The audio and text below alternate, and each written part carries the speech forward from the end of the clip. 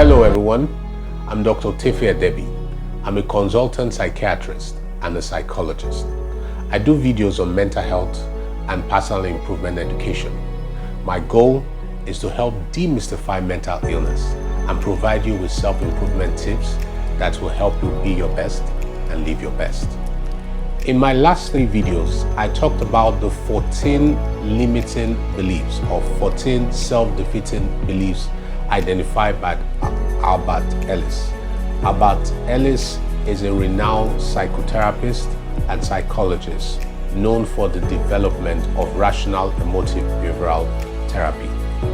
On today's video, I will be talking about 4 steps to take in challenging and overcoming your self-defeating beliefs. Addressing one's limiting belief is very important in life, because our beliefs can either empower us to achieve our desires and our dreams and our goals and our aspirations, or they can actually limit us from achieving our desires, our goals and ambitions.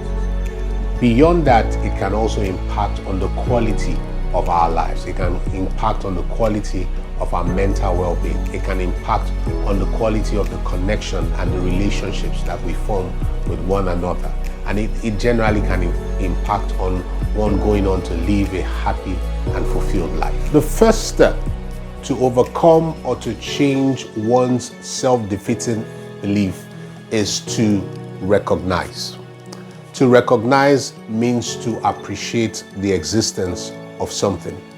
It is very difficult to change something you do not even know it's there.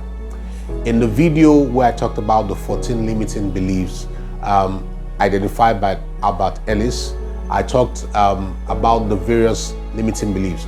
I think you will do well if you go watch out for all 3 parts of the video. So it helps you to identify and to recognize the self-limiting belief that you may already have. The second thing you need to recognize that your limiting belief comes from your past, from experiences of the past, from events that have happened in the past, possibly from even words that were spoken to you in the past. So you may be holding on to a belief right now, or you may have a perception of life based on past events. So you want to recognize that limiting belief first, and then you also want to recognize that this limiting belief is not unfounded. It came from somewhere, and usually it comes from an experience. That could be a word, it could be an event from your past. The second thing you need to do is realize.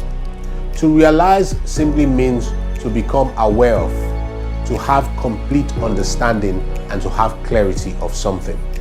Now you need to realize and understand and appreciate and become aware that your past does not necessarily equate your future.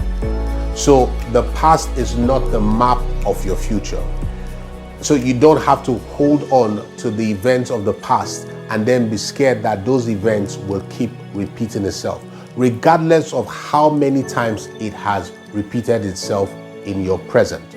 The second thing you need to realize is that you now have the capacity to change whatever belief that you have. So you are not a slave to your past. Neither are you a slave to your limiting belief. There is a concept called confirmation bias, which just simply means that many times we see the world the way we are, not necessarily the way it is. So you need to realize that you are not your past, and your past doesn't necessarily have power over your future, and that you have the capacity to change the outcome. The third step to overcoming your self-defeating belief is to reframe or to reevaluate. Now, like I said earlier, the first step is to recognize. The second step is to realize. And now the third step is to reframe. Reframe that situation. So in other words, go back into that limiting belief, or having recognized it, having understood that you are not a slave to that past. Ask yourself questions like, this belief, does it help me to achieve what I want to achieve. So for instance, let's say in the past you were hurt, and because you were hurt, you struggle with trusting people, and you often find yourself saying to yourself that people cannot be trusted. To reframe simply means you ask yourself the question and you challenge this belief by saying, is it really true that people cannot be trusted? Now, that kind of thinking may somehow protect you in the immediate, but in the long term, it also keeps you away from receiving love. So you want to question that. You want to ask, is this belief helpful? Is it empowering? Is it taking me towards what I would desire? Is this belief limiting me from exploring and enjoying relationship, and exploring and enjoying happiness, and exploring and enjoying my best version? So you want to reevaluate that belief. You want to question that belief. And sometimes one of the things that could help in reframing is actually reaching out to somebody else, a therapist, a close friend, and asking them how else can they look at this event? What is the interpretation? What other interpretation? What's the alternative view? What is there for me to learn, and what can I learn from this experience? That's how you reframe or reevaluate the situation. And then you finally ask yourself, what is the thing that I can take from this, rather than focusing on why did it happen? So you ask yourself the what question and not focus on the why question. And then the fourth and final step is to reintegrate. Reintegrate your new ideas, reintegrate your new beliefs. So having challenged your thoughts, having reframed the situation, you want to reintegrate these new ideas, these empowering ideas. And to do that, one of the things you need to do is to intentionally look out for contrary evidence to your previous belief. For instance, someone may say, I am not married because I am a certain size, and they believe that, or I look a certain way, and they believe that, and because of that, they repeatedly get into relationship expecting that it doesn't work out. But then you start looking out for contrary evidence to that. So you look out for people that are like you and are married. That's a contrary evidence. You look out for evidences, for reasons to not believe what you used to believe. You look out for reasons that support your newfound belief, or the things that that aligns with the belief that you want to hold on to. Another thing you can do is to affirm it. So beyond just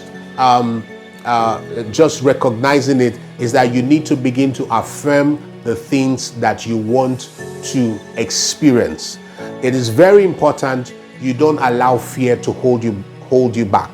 Now, fear, they say, is false evidence appearing real. So yes, there will be bumps in the way to kind of push you back to your former limiting belief, but you need to hold on to your current belief, reintegrate it to your new lifestyle.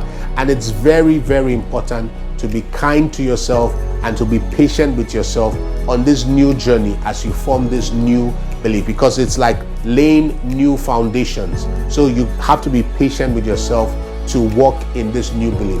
And then finally, as part of reintegration into your new belief, is that sometimes you may need to forgive yourself. You need to let go of the past, the hurts of the past, the pain of the past. And sometimes you also may need to forgive yourself. So you may need to forgive others, or you may need to forgive yourself. So these are the 4 steps that you can take to overcome your self-defeating beliefs.